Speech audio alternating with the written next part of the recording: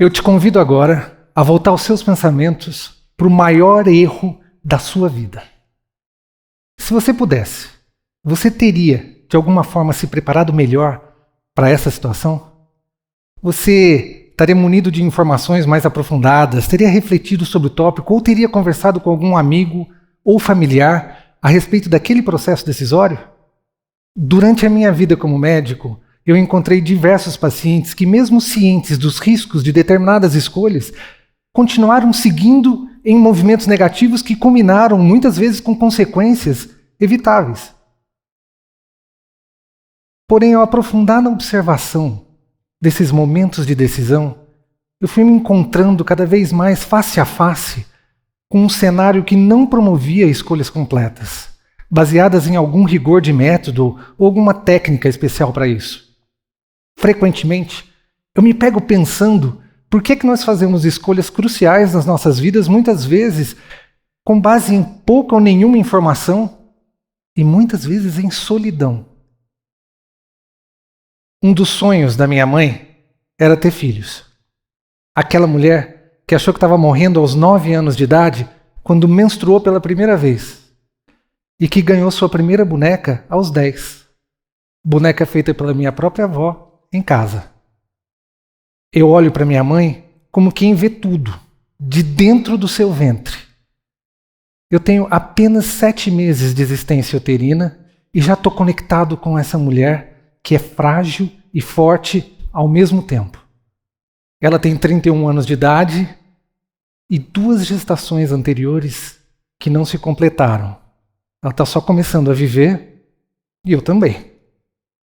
Minha mãe foi uma filha desgarrada que conquistou o direito de sair de casa para estudar numa outra cidade, onde ela fundou a primeira república estudantil feminina. Ela defendeu direitos sociais e foi perseguida por contrariar o Estado. Entre os dias e noites de vida universitária e as reuniões nos diretórios políticos, ela aprendeu a usar calças compridas e aprendeu a fumar cigarros. Inúmeras vezes ela foi advertida sobre os riscos de fumar durante a gestação, mas ela seguiu seu caminho. Que mal a minha mãe poderia desejar para mim? Nenhum. Mas ela seguiu seu caminho e fez as suas escolhas, muitas vezes em solidão. Com aproximadamente 7 meses de gestação, eu nasci, prematuro, com 1,7 kg. Fui comparado naquele momento a um ratinho. Nós não sabíamos, mas a minha prematuridade estava potencialmente relacionada com as escolhas da minha mãe. As escolhas vitais da nossa história, elas são, em grande parte, tomadas em solidão, muitas vezes com base em nenhuma distinção. Nós decidimos profissões, casamentos, nós decidimos eleições. E nós não fazemos isso de uma forma processual. E ainda pior, nós não sabemos lidar com as escolhas que nós fazemos, muitas vezes. Culpamos os outros, culpamos os sistemas, culpamos os esquemas e seguimos errando, muitas vezes buscando por uma vida que poderia ter sido e de fato não foi. Por volta dos 8 anos de idade, eu já havia vivido diversas situações de constrangimento e dificuldade que o convívio escolar aplica aos meninos que não são tidos como pertencentes a um padrão de comportamento. Professora, ele pensa assim porque ele é bicha. Apelidos jocosos, recadinhos escritos no meu caderno que eu lia quando eu voltava do intervalo. Frases horríveis escritas na porta do banheiro. Nunca ter sido escolhido para o time de basquete. Como é possível eu não me lembrar disso eternamente?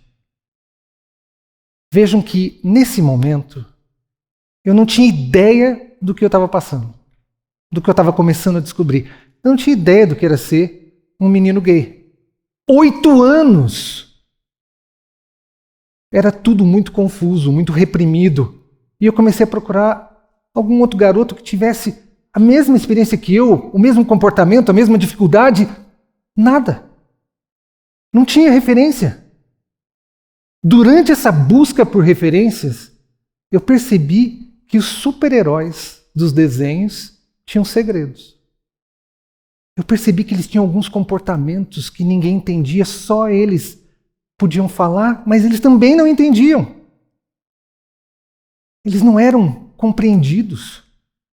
Será que eu sou um super-herói? Naquele momento, baseado na conclusão mais infantil e absurda deste planeta, eu decidi que eu não ia compartilhar com ninguém os meus superpoderes. E esse seria o meu segredo. Agora chegou o momento de compartilhar com vocês qual foi o maior erro da minha vida. Quando eu percebi o que significava ser gay durante a adolescência, eu persisti na disciplina de repressão e fui me isolando cada vez mais. A minha vida foi consumida por uma sucessão de mentiras, pelo medo de ser descoberto, pela culpa de causar uma dor intolerável à minha família. Vejam que a decisão de me esconder me proibiu de ter acesso a uma infinidade de experiências de alegria plena ou de vivência pacificada. Muitas decisões subsequentes na minha vida foram impactadas por aquela escolha.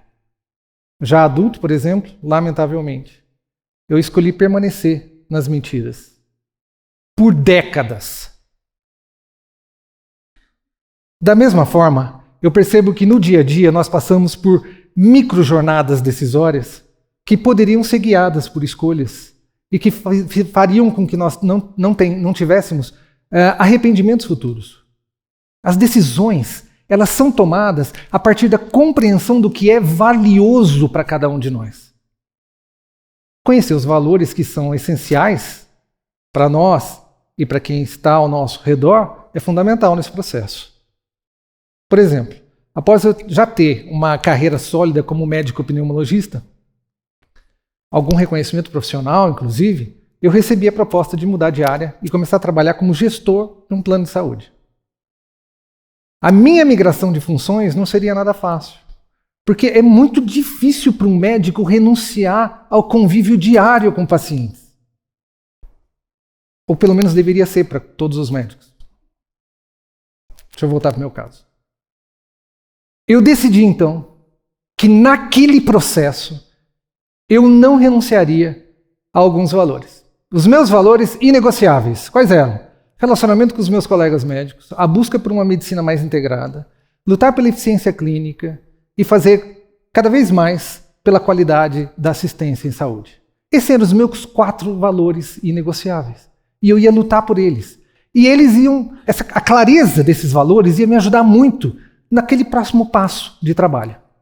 Apesar da clareza sobre os meus valores inegociáveis, eu senti a solidão e a precariedade das decisões incompletas.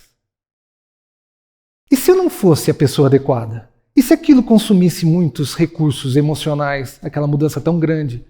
E se eu não soubesse o que era esperado de mim? E seria possível voltar atrás? E se a experiência não fosse boa? Faltava algo no processo decisório. Não bastava só saber quais eram os valores inegociáveis. Eu não tinha as informações necessárias, relevantes e suficientes para tomar aquela decisão com clareza e serenidade. A busca do que é valioso, ela é desconhecida de todos nós. Quantas vezes você já se perguntou o que é que gera mais valor para você e para os que estão ao seu redor? Quase nunca. Mas existem 4 pilares estruturantes da entrega de valor que eu gostaria de compartilhar com vocês. Em primeiro lugar, nós precisamos entender qual a opção se adapta melhor a cada contexto da minha vida. Alguma das opções dentro de um processo decisório, ela é mais pertinente, ou seja, ela é mais adequada ao meu contexto, à minha situação, é com pessoas adequadas para aquele momento, é no local adequado. É simples. Recentemente, um grande amigo médico, um dos meus melhores amigos, me indicou uma cirurgia para tratar uma doença que foi diagnosticada no check-up. eu compartilhei com ele todos os meus anseios. Eu abri um livro e saí perguntando para ele. Foi extremamente importante para a minha jornada e para a minha decisão ter aquele momento onde eu avaliava cada ponto se era o adequado ou não para aquela opção que estava sendo proposta. Conhecer os aspectos que asseguram que uma opção é adequada para nós começa a realizar a entrega do que é valioso para nós. E aí chegamos ao segundo pilar da entrega de valor. Acessar os resultados disponíveis presentes para cada uma das opções. Saber desses resultados para cada uma das opções é fundamental, porque nos auxilia no processo de decisão. Muitas vezes nós até buscamos a transparência desses resultados, mas nós não encontramos, ou então não está na granularidade que a gente precisa, mas é fundamental que se busque. Imaginem um hospital com hotelaria excepcional, mas com alta taxa de mortalidade.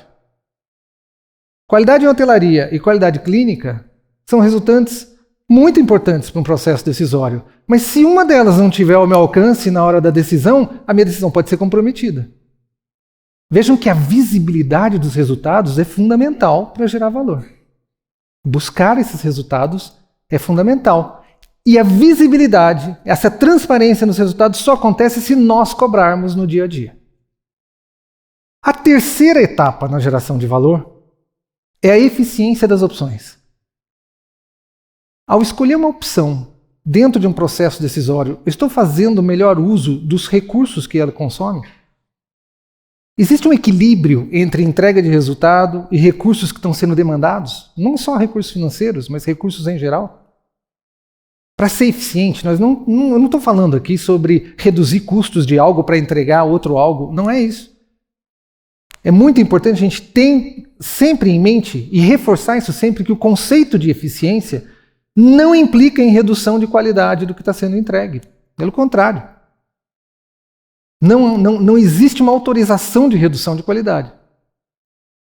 Na minha vida como gestor de saúde, eu aprendi que toda vez que nós lutamos por mais eficiência dos recursos, nós estamos garantindo recursos adicionais para entregar melhor um outro serviço ou até mesmo para permitir que mais pessoas tenham acesso ao serviço. Isso gera sustentabilidade e mais acesso para mais pessoas, que são valores não só individuais na saúde, são valores populacionais, valores coletivos. Por fim, o quarto pilar estruturante da entrega de valor está na capacidade de cada uma daquelas opções no processo decisório gerar algo diferente em mim, algo único, uma experiência única. A experiência, ela é o conjunto de percepções geradas por qualquer evento. Porém, como que eu posso avaliar previamente se uma experiência vai ser boa para mim ou não? Muita dessa percepção só é possível através do compartilhamento com outras pessoas. Nós podemos buscar a geração de valor em nossas vidas e para a sociedade por meio da aplicação dessas 4 etapas. A observação do que é pertinente para nós, o que é adequado em um determinado momento, quais resultados são esperados em cada opção, se aqueles resultados consomem recursos de forma apropriada e se aquelas opções podem gerar em mim uma experiência única que vai me engajar, vai gerar engajamento em mim. Mas agora é o momento de a gente estourar a bolha da área de saúde e começar a falar sobre outras áreas do conhecimento. Vamos refletir sobre como nós usamos os aplicativos de transporte urbano.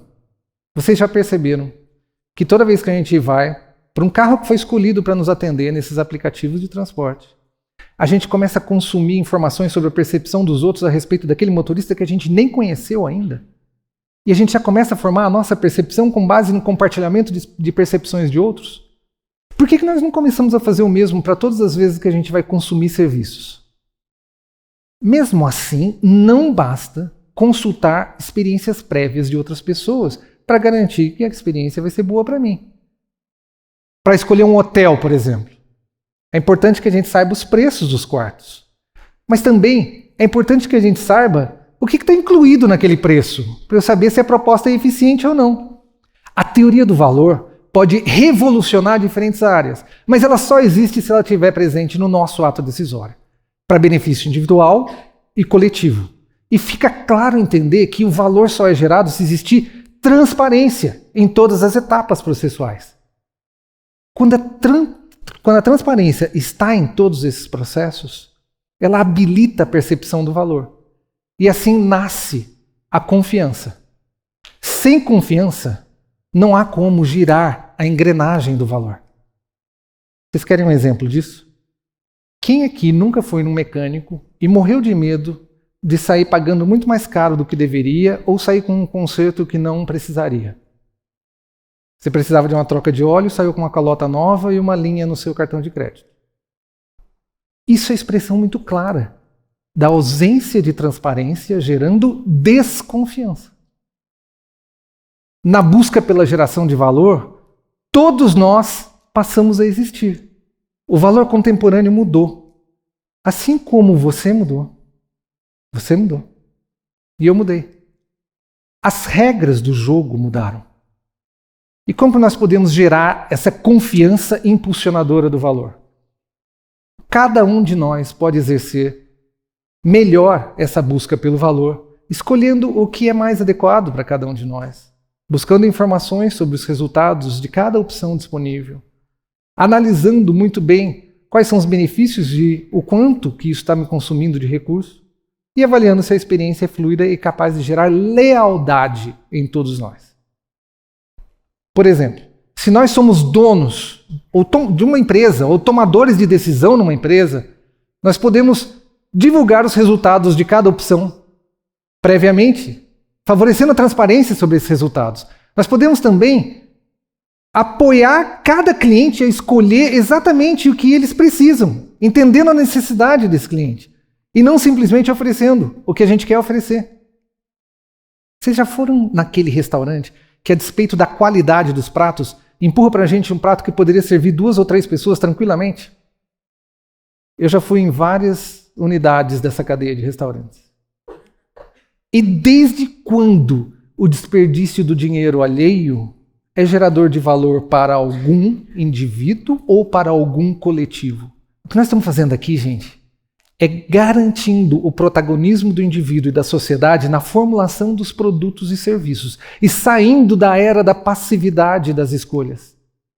A criação passa a ser com base nas demandas. Eu estou ouvindo o outro e estou criando com base na escuta do que é importante para o outro, que está me exigindo transparência de várias coisas. Todos nós precisamos de apoio estruturado em momentos de decisão diversos em nossa vida. Basta lembrar daquele momento em que eu cometi o maior erro da minha vida. Nós precisamos olhar para os problemas com as ferramentas necessárias para desarmá-los. Eu me lembrei agora do mecânico que me atende quando o meu carro tem problemas. Na minha última vez que eu fui lá, eu cheguei e ele já começou a explicar o problema. E ele foi muito claro e assertivo, começou a me dar 2 opções para resolver e os resultados esperados em cada opção. Só aí eu já caiu o meu queixo. Nossa, sensacional, já cumpriu 2 etapas da geração de valor, estou feliz. Já emendou e começou a mostrar uma tabela de preços e começou a dizer qual das 2 opções que era mais eficiente, porque tinha um preço mais compatível e ia me gerar melhores resultados. E, gente, não acabou. No final do atendimento, ele ainda pediu para eu preencher uma pesquisa de satisfação, felizão da vida, com um sorriso assim. Disse que os clientes dele eram os que tinham a maior satisfação, que se eu quisesse eu poderia consultar as opiniões no site da oficina. Eu, quase morto nessa hora, ainda ouvi a pergunta do milhão. Ele perguntou: doutor, mas para acessar todas essas opiniões é importante que o senhor entre no site da oficina. O senhor já usou a internet alguma vez? Foi assim que o meu mecânico preencheu os 4 pilares da geração de valor e dessa forma conseguiu se destacar e cada vez mais atrair mais clientes. E não se enganem, isso vai acontecer com todos os produtos e serviços, mas só depende de nós. A teoria do valor dita a nova regra do jogo. Pois então, apoiem quem está do teu lado e precisa de uma estrutura para tomar uma melhor decisão. Auxiliem no processo. Implantem as 4 etapas, simples 4 etapas.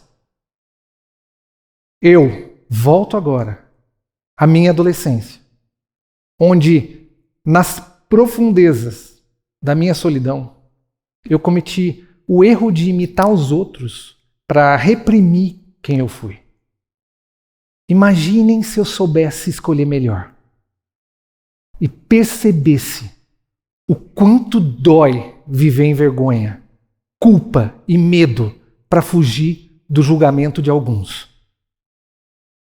Eu volto mais um pouquinho na minha história, no momento da infância em que eu resolvi ser um herói e me convenci de uma fantasia. Imaginem só, se eu soubesse escolher melhor e eu descobrisse que os verdadeiros super-heróis são aqueles que vivem por toda a vida a imagem que eles fazem de si mesmos. E por fim, eu volto agora ao corpo daquele recém-nascido que era um ratinho e seguro a mão da minha mãe e digo para ela: oi, mamãe, vem comigo. Eu aprendi algo incrível que vai nos ajudar a escolher melhor os próximos passos de uma vida sensacional que nós dois, vamos viver juntinhos.